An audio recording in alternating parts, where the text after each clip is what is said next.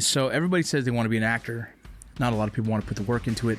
And also, even if you did put the work into it for 10, 15 years, it still might not happen. That's the sad truth of what we have here. The casting directors are hired by the producers to bring in the best talent for the job. The producers are hoping that this casting director is going to do everything they can to bring in the best possible actor that fits. All you need if you want to be an actor, like, you gotta fucking pursue it. You're gonna have to try and get an agent or a manager. And I know there's a lot of these like agencies that have these things where you pay them. I've never had to pay for an agent, so like if someone's asking you to pay them to be your agent, I don't think that's right.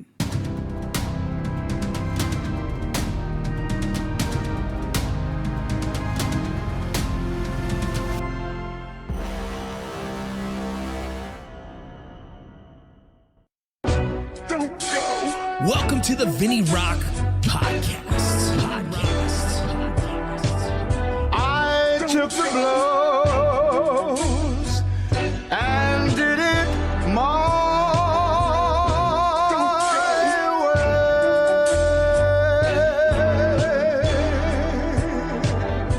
way. It's time. The VinnyRoc Podcast.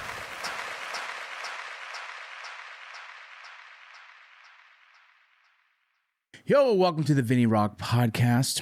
I'll be doing my sponsors again later, but don't forget, we have an incredible list of sponsors that have been extremely gracious with us. We had to shift things a little bit because I got a little busy with work. So we also have a huge announcement to make, but I got to wait till the paper is signed. I want to talk about acting. I have a lot of people. Right now is the time. Everyone's getting auditions left and right. It's hot and heavy. Hollywood is kind of opened back up, per se. And so I've had probably 10 auditions already. I've never really had one of these primes. Well, I have, but not this one. My sons like this one. So pretty good. I like lemonade. So if you come to me about acting, I always give people the same kind of things. And let me just kind of make a note of this. So we'll make the list right here while we're talking.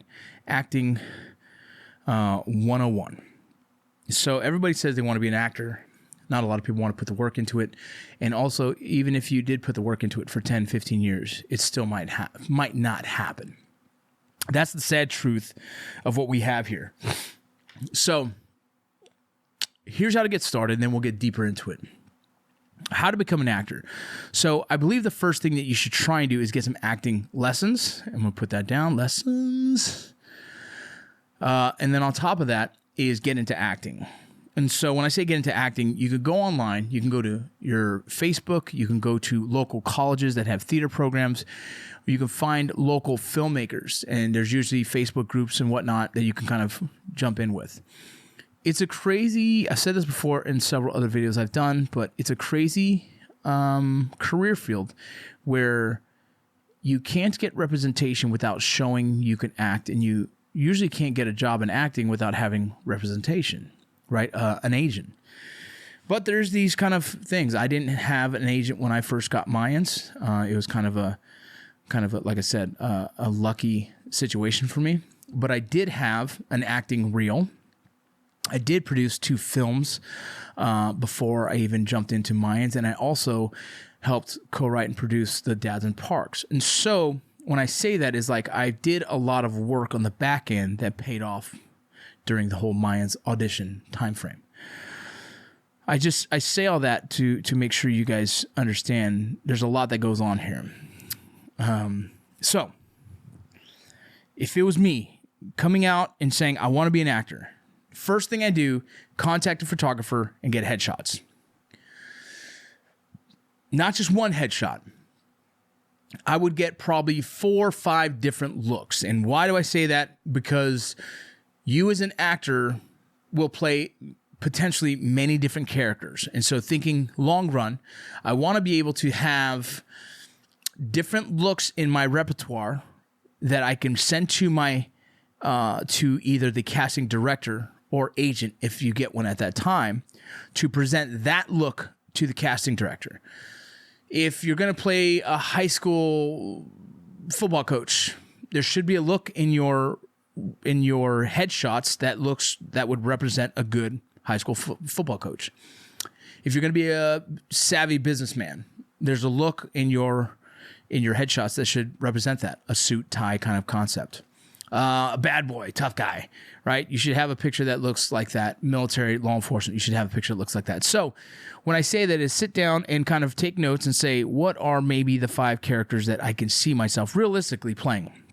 Vince Vargas with hand tattoos and neck tattoos is probably not going to play a brain surgeon, right, on television anytime soon. Maybe a futuristic version and, apocalyptic version, but not currently, not realistically are they going to ever hire me to be this fancy brain surgeon who has all these educational accolades.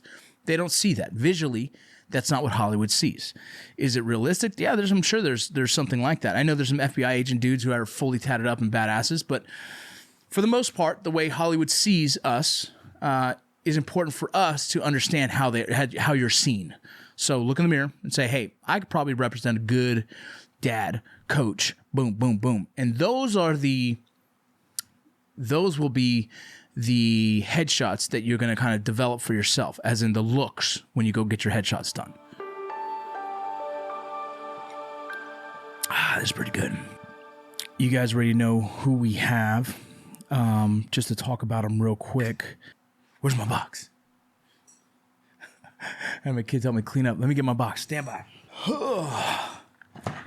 I have the new supplement that was sent to me was for spine.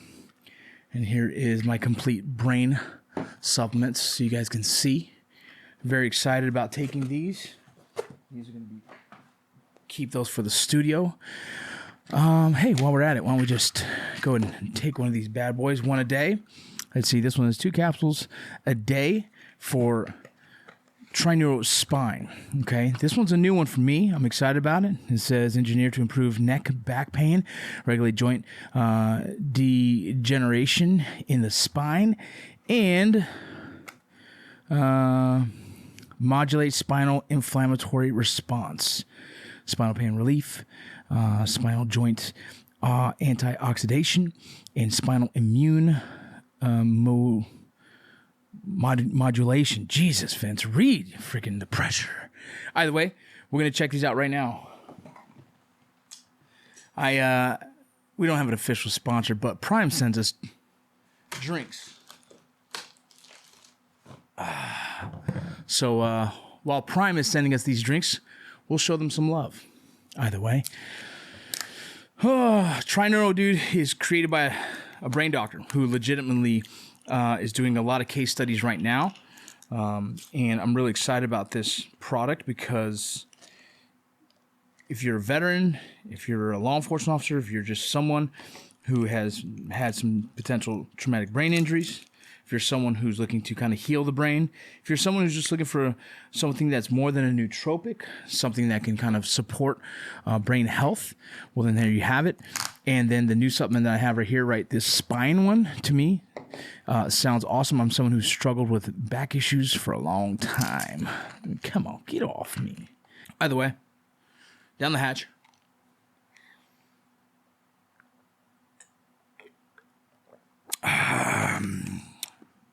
That sounds pretty good. Either way, you guys go check out Trineuro Supplements. You can check them out on Instagram at Trineuro Supplements. TriNeuroSupplements.com. Go check them out. If you guys have any questions, hit me up. A lot of people have been asking me about these. I highly recommend them. I think they're outstanding and an outstanding company who, to be honest, created by a dude who knows the job, knows his job, his brains, and so why not? Okay. So now that we talked about headshots, why is that important? Well, anyone who shows up to a job has a resume, and in the acting world, the headshot is resume number 1. Resume number 2 is your acting reel. Let me get my seat right. So an acting reel is nothing more than a video representation of your acting skills, potentially your range as an actor. And most people don't have this. This is something that if you go to acting schools, they usually help you with creating these. If you're part of a friend group that wants to get into acting, you guys should create scenes that you can use for an acting reel. No one has to know that it's just one scene of you cooking in the kitchen or arguing with your wife or crying in a room. No one needs to know that the rest of that movie never existed. All they need to see is that in your acting reel, you show that you can fucking act. Because it's important for someone to trust their vision with someone who says they can act and is able to bring it to life on film. The casting directors are hired by the producers to bring in the best talent for the job. The producers are hoping that this casting director is going to do everything they can to bring in the best possible actor that fits the look and description that they're looking for. What happens is they do breakdowns of each of the roles. Let's just say for Gilly from Mayans M.C. Gilly from Mayans M.C., if they created the breakdown of that character, he was obviously going to be Hispanic. So that's one, Hispanic. They didn't say dark skin, light skin. There was no difference. They didn't care what that looked like, but Hispanic. They wanted him to be more of a brute. You guys have read he's a brute, ex-MMA fighter. What he lacks in wit, he makes up for in brawn. So in that in itself, as the write-up for Gilly, the casting director says, all right, we're going to be looking for guys who have maybe more an intimidating look, maybe a bigger, thicker kind of dude who portrays an ex-MMA fighter who's probably not the most intelligent dude in the room, but he's pretty strong. That would be the breakdown for Gilly. So if that's the breakdown for Gilly, well, then you're going to be looking for actors who would represent that on film next to the counterparts of the leads. The lead would be Easy or would be Angel. Easy and Angel would be kind of the leads of that show. We already know they're the ones and the two of the show. Everyone has a hierarchy of numbers. Everyone's labeled in numbers from the most important person to the show. More, I would say more likely who the show is written around. So the lead characters, and so you got 1 and 2. And so how does me, Vince Vargas, represent this brutes next to those two leads? It's pretty important to understand. And so when the casting director's looking like, how tall are you? How much do you weigh?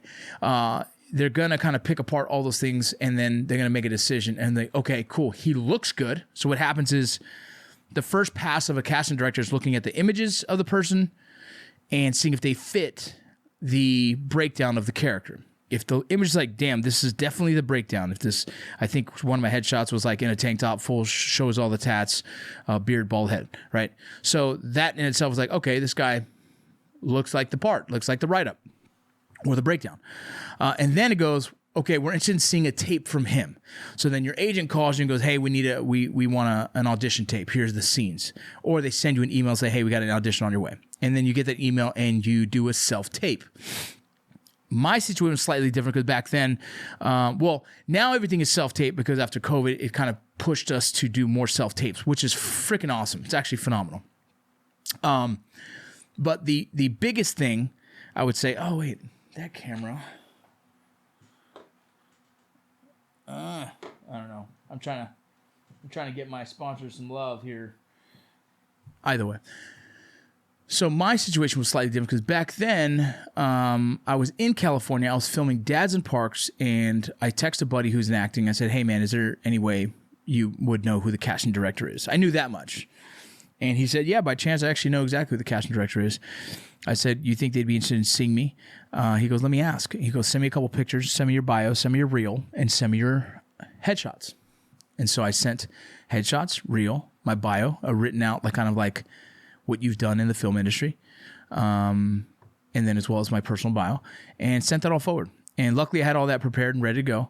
And when I did that, the next question they asked him was, can he act? And he said yes, and he sent the reel. And they said, okay, we're interested in seeing him. And so that doesn't happen. It doesn't happen often. Timing was just very fortunate. The one advice I received from my friend was make sure that I'm reading off book, meaning that I have my lines memorized. And so that's of some of the most important you can do is have all the lines memorized and you go into the audition. Another sponsor of ours, Core Medical Group. This weekend coming up, I'm going to be going to the the Core Medical Veterans Appreciation weekend. I'm just going to go there to support. I believe they bought some of my books, so we'll be signing those for anyone who's there. Oh, I'll probably be speaking on a new subject that I'm going to be talking about. By the way, Modern Gun School. You guys already know who they are. If you guys are looking to use your GI Bill, use your Voc Rehab on something that is productive for yourself. If you like to build guns, if you want to learn how to build guns, you could be an armor at the comfort of your own home. Incredible company. Several people that we've sent there through this program, through the VinnyRoc Podcast, has given us just nothing but the praise of the organization and how they run it, but as well as the information that they receive. So if you guys go check out Modern Gun School on Instagram, they might have changed it, but MGS Trade School is what is on Instagram, but moderngunschool.com. Go hit them up. Okay, so let me backtrack a little. I had headshots, I had a reel, and my reel was from a movie I did called Range 15, a short film I did called The Long Way Back, and from some of the Dads in Parks the original filming of that. And so nothing massive, but enough to show a different range and different kind of personality. One was serious, one was comedy, and one was comedy, but kind of like improv comedy. So I was able to show some kind of range. That's what you need to do as someone who's interested in becoming an actor, is that you start with the headshots and then you start acting. And when I say acting, it could be small films that you and your friends create. It could be you could do a full production if you wanted to. It could be part of an acting school. It could be part of a theater group or a film, group that's trying to just break out. You have to create the scenes so you can have a reel. Okay, so once you have those, this is where it gets really awkward. Once you have the headshots and then you have some acting experience. We'll say it that way. Experience, okay? It could be YouTube. It could be social media skits and shit. It could be, there's people that have made it through being a social media influencer, right? Once you have that, then there's the challenge is getting put in for roles. And when you don't have an agent, you do it yourself. And when you do that yourself, it becomes a little bit of a challenge. We all have a website called Actors Access. We all have one. It's like a actors Facebook. A little bit more. It's not about the community of it. It's like almost like a resume page for you. And we all have the roles that we're thinking of doing. We have our capabilities as an actor. And so you start getting sent and automated a lot of potential jobs that you can put in for. And when you do that, you kind of self-submit. And when you self-submit, you're submitting an image.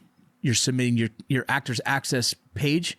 And that's where they can look at your headshots. That's where they can see your reel. That's where they can see your height. That's where they can kind of see everything. And if they like what they see, then they'll ask you for a self-tape. And that would be the first steps of trying to do acting. Everest Trading Post. I have to take some pictures for them. They're going to be upset with me because I've been so busy. But Everest is a trading post, is a kind of community of outdoorsmen. If you're someone who likes to go to the outdoors, if you're someone who likes to hunt, camp, fish, even those who are in kind of the survival space, it's a trading post for all companies alike. It's somewhere that you can go to have a resource for all different locations and companies that sell anything in that range. So if you're an outdoorsman, if you're a hunter, camper, fisherman, just a hiker, it's a place where I think you'll enjoy. It kind of brings all those companies together in one platform. So go check out Everest.com. You can find them on Instagram at Everest Trading Post. GMR Gold, Bullion Box. Hey, I just got a new one in. Where is it? I just brought it up here. Oh, Vince, you're so unorganized. Oh, right here. Check this out. Boom. This is a Mountain Dew bottle cap. Pretty sweet. Kind of exciting to see that. Put that here so it autofocuses on it. Boom. On top of that, this is kind of cool. I was really excited about opening this right now. I just got these in the mail right now. Sweethearts.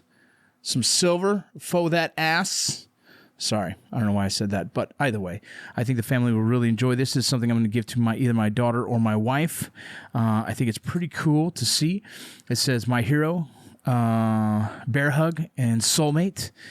Really cool. This is some silver. I think it's actually a great idea and pretty badass. Pretty sweet. And then I got the box. I haven't opened it yet, so you guys will be the first one to join me as I crack this bad boy open. Where's my knife? There we go. I lose control.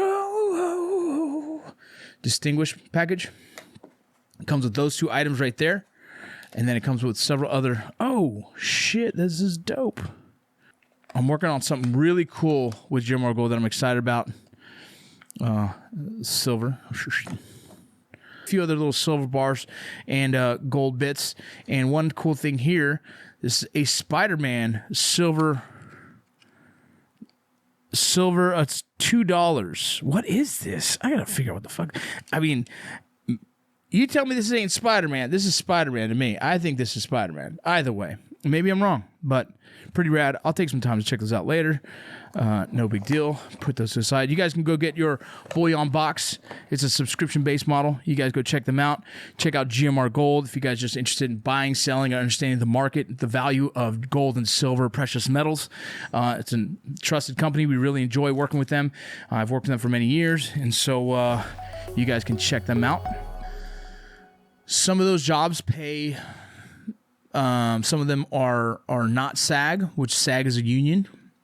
The SAG-AFTRA union, there's a minimum that has to be met for that, for you to act in that. But as well, you have to be SAG eligible sometimes. And so there's little loopholes in becoming SAG, whether you should or you shouldn't. It really depends on where you're at in your career. I think everyone should try to be SAG because I think that's where you get paid fair. But at the same token, when you're early in your career, you do whatever you can to, one, get the experience in front of the camera, two, to make a dime here and there. You might not make a lot of money. Some of these films will pay you $100 for the day, and you're like, okay, cool, I'll do it. Some will pay you nothing. It's irrelevant. I didn't really get paid for my film that I made. I didn't get paid for Dads and Parks. We did it we just wanted to create something that was cool, that was fun, right? For the passion of making it. Okay, so you have your headshots, you have your acting experience, and now you're putting yourself in for actor's access and self-submitting yourself to potential roles. That is fucking hard. That is like, from that point, it's extremely challenging to try and break out into the industry. It's a hit and miss. It's maybe you land something great and you're able to show your range as an actor and other people love it and they want to bring you on board, or you're just going to be grinding for many years. There is no rhyme or reason to who becomes extremely successful in the acting space. There's these outliers who are extremely talented actors, and it's something about how they perform. It kind of pulls everyone in. There's these certain actors that are just like, holy shit, it's hard to turn away from. They're that good. And everyone else in between, and so where do you land in that? I don't know. But this isn't an industry where people will hand you things. This is an industry where you have to earn your job, and then after that job you'll still have to earn the next one and the next one until you get to a point where you're not having to submit, or your agent's not going to submit, until you get to the point where they're just calling you to book you left and right. That's the top echelon. That's the high, those A-lister type that they don't really have to audition for too much. They're really just getting calls to fit into this or that. Their name alone has notoriety, and enough notoriety to potentially make any show successful. And so, producers are always trying to package those type and that level of actors with their films or their scripts, because that gets networks excited, that gets financiers excited. And so it's a really complicated field. So here, let's go over my career. Let's just talk about that right now, where we're at. So we just did 5 seasons of Mayans. For 3 of those seasons, I bumped it. Okay, for 3 of those seasons, I was a guest star, and then for 2 of those seasons, I was a season regular. The season regular level, I think it's guest star, co-star, guest star, season regular. I believe that's what it is. I could be wrong on that. Let's see. Let's look so I can give you the good information. I think it's guest. Let's see. Co-star, guest star, season regular. All right. Reoccurring, an actor who appears in multiple episodes, and guest star, an actor who supports an episode. A guest star will. Here we go. So, season regular, the leads of the television series, someone who appears in the main credits and posters and advertising. Reoccurring is an actor who appears in multiple episodes. A guest star is an actor who supports an episode. A guest star will normally perform in multiple scenes and have a character arc in the episode. Okay, so a guest star is someone who's just going to be showing up for the episode and have some kind of story arc in it. Usually, if you think of like any of the detective ones, it's probably the bad guy in that day, the drug dealer who gets caught and then has, then ends up, laying over and giving more information to something else that leads to a bigger story, blah, blah, blah. All right, so reoccurring is what I was for Mayans. I was a reoccurring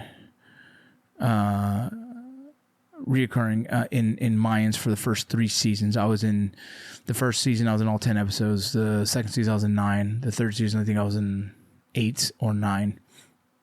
Either way. And then for the last 2 seasons, I was a series regular. All right, so a series regular is where we all want to get to. I was a series regular for 2 years. Now, that doesn't necessarily put me into the bucket of getting more series regulars down the road, but it does show that I was at a level where the networks trusted my acting abilities enough to label me as a series regular, but as well to give me full story arcs throughout the show. So you already know, if you guys watch Mayans and Gilly's character, let's just take season 5. If you haven't seen it, sorry, catch up. But season 5, it went from season 4, the relationship between Ray and the kid, and eventually going into season 5, where that relationship kind of carried into the awkwardness of that relationship, whether it was going to cross the line or not, and his best friend. So that whole story arc of Gilly wouldn't happen throughout a whole season like it did if I wasn't a series regular. So they invest more money into you, they invest more time into your character, and they're hoping that you commit to your character enough to bring it to life, and so that you continue to help the show be successful. And so that's the levels of where you want to get to. Once you get to that point, at least what you've done is open up the window of saying, hey, he was good enough to do it for this show, he's good enough to do it for yours. It's a talking point, it's a negotiation button, and it helps you hopefully land more series regulars down the road. So that's a significant step in the acting career field that you want to get to. And when you can get to that point, well, you should be able to land more series regulars down the road.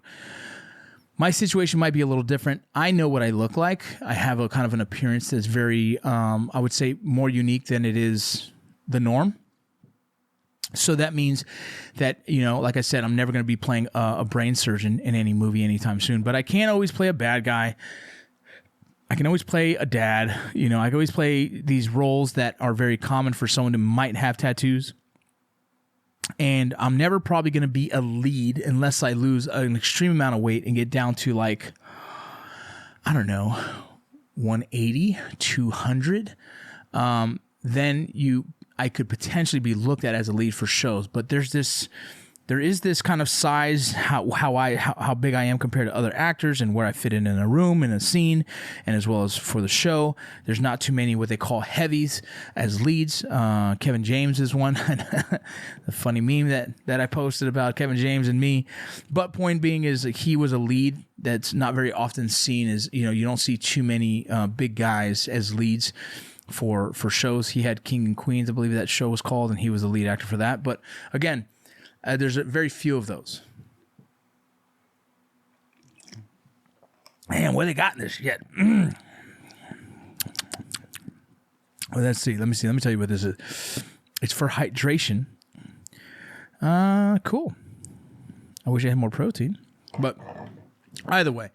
So as I'm navigating my career currently, I was a writer, one of the writers of season 5. And so I'm trying to navigate my career towards writing as much as I am acting to give me 2 potential avenues of success, maybe. And so we're going to try and get both of those to work. And so we'll see how that goes. Writing, there's a few potential things that I have out there that might, get pushed further down the road of production. I'm trying to assist on a few things as well. And then acting, I'm taking auditions all the time. I'm doing auditions left and right. I do them here in this room. The self-taping side of things is a little bit not challenging at times, but as a self-taping person, you have to have someone else to read to you. So my wife has gotten really good at reading these scripts for me and with me. So that's one thing. But that's really, let me see. I think that's really all you need if you want to be an actor. Like, you got to fucking pursue it. At one point, you're going to have to try and get an agent or a manager. And I know there's a lot of these like agencies that have these things where you pay them. I've never had to pay for an agent. So like, if someone's asking you to pay them to be your agent, I don't think that's right. I'm going to tell you right now, I would not do it. Because what the agent representation is a partnership between you and them, is that you're going to do your best to make these auditions every time I get them for you, and I'm going to do my best to get you as many auditions as you possibly can. So it's like you do pay your agent when you land something. Yeah. So they get, their 10% of any contract. Mayans, it was a pretty good contract. My agent was eating pretty good during that time, and rightfully so. He helped negotiate things. He helped for follow-on projects. Now, right now, we haven't, made any money in acting for the past like 7, 8 months, 9 months, whatever.